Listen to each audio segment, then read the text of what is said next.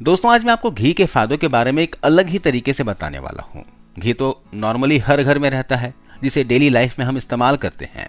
घी निकालते समय आपने तो नोटिस किया होगा कि जो घी होता है दो पार्ट में दिखाई देता है। एक जो ऊपर वाला पार्ट आपको दिखाई देता है वो पतला पिघला तैरता हुआ सा, और नीचे वाला जो पार्ट है वो जमा हुआ दिखाई देता है।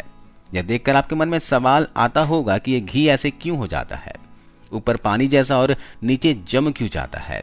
क्या इसके कुछ अलग अलग गुण या अलग अलग फायदे आयुर्वेद में बताए गए हैं? तो जी हाँ दोस्तों, आयुर्वेद में इसके अलग अलग नाम और अलग अलग फायदे बताए गए हैं, जो आज मैं इस वीडियो में आपको बताने वाला हूँ। आपको ऊपर तैरता हुआ जो पतला वाला घी जो दिखाई दे रहा होगा, इसे संस्कृत में घृत मंड कहा जाता है। आयुर्वेद के अनुसार इसके पहले फायदे की बात की जाए तो इसका जो स्वाद है वो मीठा होता है। मीठा होने की वजह से स्पेशली वात पित्त रिलेटेड जो तकलीफें होती हैं, या ऐसे लोग जो बहुत ज्यादा तीखा खाते हैं, कड़वा कसेला इस तरह की चीजें खाते हैं, उसकी वजह से शरीर का पतला होना या फिर बाल बहुत ज्यादा झड़ रहा होगा, इस तरह की तकलीफें जिनको होती है उनके लिए ये बहुत ही अच्छा काम करता है। इसके दूसरे फायदे की बात करें तो जिन भी लोगों को कब्ज की शिकायत रहती है, पेट साफ नहीं होता, खासकर ऐसे लोग जिनका मल बहुत ज्यादा कड़क होता है, मतलब कि इस लेवल का कड़क कि कई लोग बोलते हैं कि जो बकरी का स्टूल होता है, बकरी का जो मल होता है, वैसा एकदम कड़क पत्थर जैसा मल हो जाता है।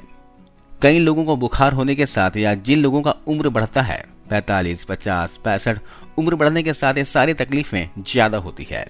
खास करके जो वात पित्त प्रकृति के हैं या धूप वगैरह में बहुत काम करते हैं, रूखा सूखा बहुत खाते हैं, जिनके खाने पीने में चिकने आइटम नहीं हैं, बुखार बार बार जिनको होते रहता है, उन लोगों को ये तकलीफ देखने को मिलती है।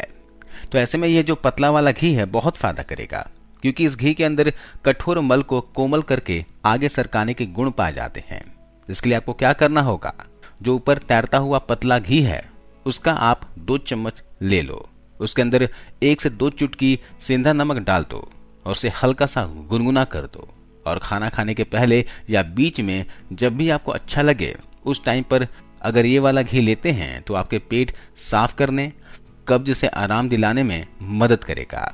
सुबह शाम खाना खाते समय बीच में या फिर खाना खाने के पहले 1 से 2 चम्मच पतला तैरता हुआ घी 1 से 2 चुटकी सेंधा नमक डाल के आप रोजाना ले सकते हो।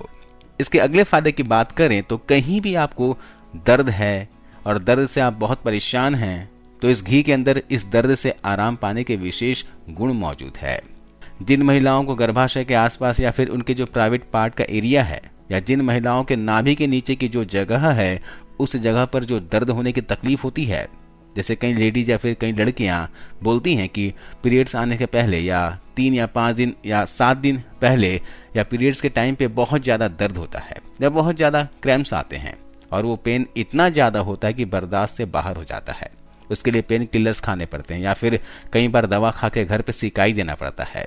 इस तरह की तकलीफें होती है तो क्या करना है, ये जो पतला हुआ तैरता हुआ घी देख रहे हैं ये आपके लिए बहुत ही बेनिफिशियल है। ऐसा नहीं है कि बाकी घी काम नहीं आएंगे, पर ये जो पतला तैरने वाला घी है इसका जो फायदा है वो आपको ज्यादा मिलेगा। तो इस घी को आप खाने में इस्तेमाल कर सकते हैं। कैसे करना है, 1 से 1.5 या 2 चम्मच ये वाला घी आप ले लो, और जो हींग होती है उस हींग को 1 से 2 पिंच लेना है, घी में सेकना है और घी के साथ इसे खा लेना है।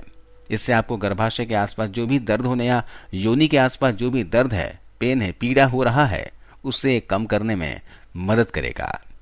जिन लोगों को हींग नहीं पसंद वे लोग सौंफ का भी प्रयोग कर सकते हैं। आप 2 से 5 ग्राम सौंफ ले लो, उसको 2 चम्मच घी में डाल के अच्छे से सेक लो, और इस घी को सौंफ के साथ खाना खाने से पहले या सुबह शाम अगर लेते हैं तो आपको योनि पेन या फिर पीरियड्स के टाइम जो पेन होता है, किसी भी टाइप का गर्भाशय का जो दर्द है वो दर्द कम करने में मदद करेगा। इसके अलावा जो आंखों में होने वाले दर्द से परेशान हैं, आंखों में बहुत ज्यादा दर्द होता है, मोबाइल टीवी लैपटॉप बहुत ज्यादा देखते हैं या धूप में जाते हैं, तब आंखों में दर्द होने लगता है। कोई भी स्क्रीन या कोई भी चीज को 10 मिनट से ज्यादा नहीं देख सकते, कोई भी बुक को 10-15 मिनट पढ़ते हैं तो आंखों में एकदम भयंकर दर्द होने लगता है, ड्राई आईज जैसी समस्या हो जाती है।